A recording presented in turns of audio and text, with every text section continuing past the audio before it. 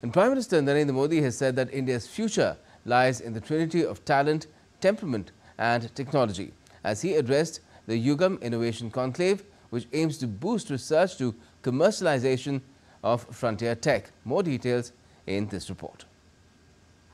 Addressing the Yugam Conclave in New Delhi on Tuesday, Prime Minister Narendra Modi said that the government endeavours to empower the youth with skills that make them self-reliant and position India as a global innovation hub.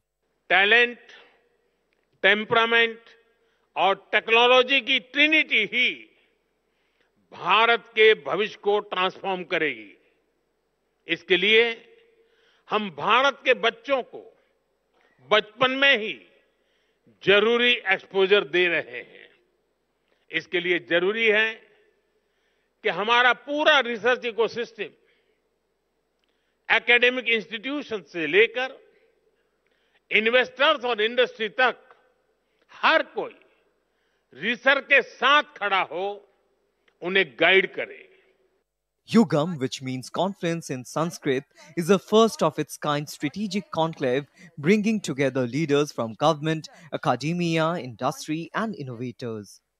Stressing the importance of strengthening India's research ecosystem to achieve national goals, Prime Minister Modi highlighted the creation of research and development cells in nearly 6,000 higher education institutions. Bharat ने जिन लक्ष्यों को तय किया है, उसे निरंतर गति देने के लिए देश के रिसर्च इकोसिस्टम को मजबूती देना आवश्यक है। पिछले एक दशक में इस दिशा में तेजी से काम हुआ है, जरूरी संसाधनों को बढ़ाया गया है।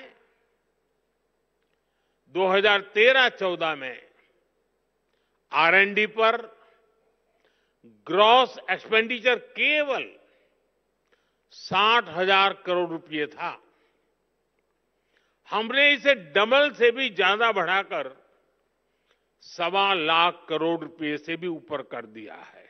The Prime Minister also said that the government has decided to increase the number of seats in the IITs in this year's budget. The Yugam Conclave aims to push for large-scale private investment in India's innovation ecosystem and strengthen the partnerships between academia, industry, and the government.